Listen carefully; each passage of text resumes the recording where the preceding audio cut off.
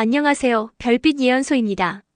2026년 4월 평생 한번 올까 말까한 흐름이 들어옵니다. 소띠와 황소자리. 같은 소의 기운이 겹치는 순간 이건 단순한 운이 아닙니다. 쌓인 것이 터지는 구조, 재물이 현실로 바뀌는 타이밍입니다. 이번 4월은 임진월입니다. 임수 위에 진토가 깔린 구조. 겉으로는 물, 속으로는 땅. 여기에 소띠의 축토, 그리고 황소자리의 토성까지 더해집니다. 결국 이 흐름은 토가 잠들어 있는 상태에서 수가 들어와 이를 깨우는 구조입니다. 토는 본래 정적인 기운입니다. 축적, 안정, 유지. 그런데 임수가 들어오면 이 정적인 토가 흔들립니다. 고여있던 것이 흐르고 막혀있던 것이 풀립니다. 이걸 명리에서는 토의 개동이라고 봅니다. 그리고 그 순간 정체되었던 재물, 지연되었던 기회, 미완의 결과, 이 모든 것이 현실로 드러나기 시작합니다.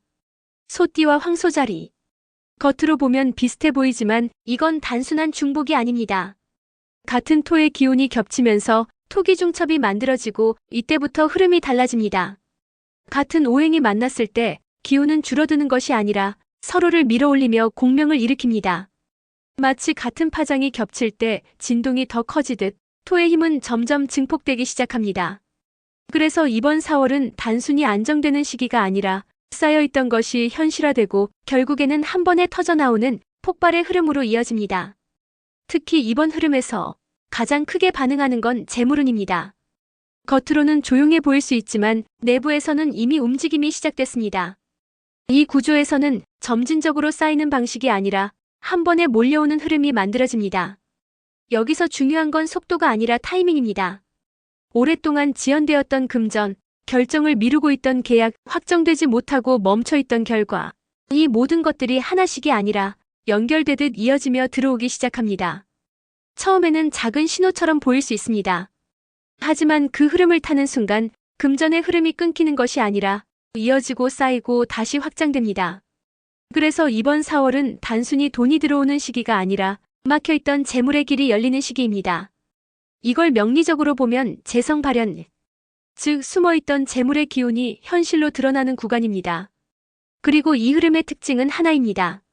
조금 들어오고 끝나는 것이 아니라 한 번 열리면 계속 이어지는 구조입니다. 그래서 이 시기를 어떻게 쓰느냐에 따라 단순한 수입이 아니라 흐름 자체가 바뀔 수 있습니다. 하지만 반드시 기억해야 합니다. 토는 스스로 움직이지 않습니다. 그래서 이 시기에는 결단이 필요합니다. 미뤄둔 선택, 고민하던 투자, 시작하지 못한 실행. 이 중 하나는 반드시 움직여야 합니다. 그래야 토의 기운이 재물로 전환됩니다. 2026년 4월 임진월. 두 마리의 소띠와 황소자리가 만났습니다. 이건 안정이 아니라 응축된 기운이 현실로 드러나는 시기입니다.